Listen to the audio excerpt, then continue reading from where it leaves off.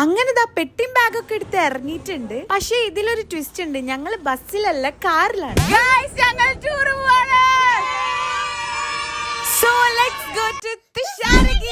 അങ്ങനെ ഒരു പ്ലാനും ഇല്ലാതെ നമ്മൾ നേരെ വന്നത് കോഴിക്കോട് വീട്ടിലേക്കാണ്. അവിടെയാണെങ്കിലും ഉമ്മാന്റെ സ്പെഷ്യൽ ബീഫ് നിറച്ച മുളക് വരും. 12 മിനിറ്റ് ആണ് ഞങ്ങൾ കോഴിക്കോട് വീട്ടിൽ നിന്നത്, കാരണം ഞങ്ങൾക്ക് ജുമ ഉള്ള ദിവസമാണ്. ചിറാപ്പൂഞ്ചിയൊക്കെ പാടി ഞങ്ങൾ അങ്ങനെ ലഞ്ച് കഴിക്കാനായിട്ട് കൈലാർക്ക് എന്ന് പറഞ്ഞ ഒരു റെസ്റ്റോറന്റിലാണ് നിർത്തിയത്. ബസ്സിൽ വൈബ് കാണാൻ വേണ്ടിട്ട് ഞാൻ നേരെ ബസ്സിൽ കയറി.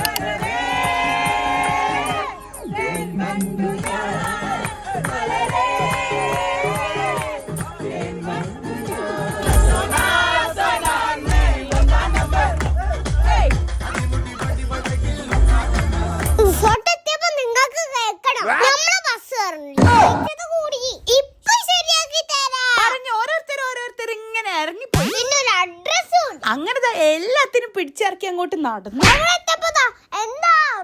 കൂട്ടത്തിൽ ഏറ്റവും വലിയ റൂം ഞങ്ങളെ റൂമിൽ പിന്നെ പെട്ടെടുത്ത് വരുന്നത് കണ്ടു. അങ്ങനെ ജനസംഖ്യ കാരണം ഷെബ്ഖാനെ നമ്മൾ ഈ റൂമിൽ നിന്ന് പുറത്താക്കി. ഇനി 2 ദിവസത്തിനുള്ള ഫുഡ് മുഴുവനും ഇവിടെ തന്നെ.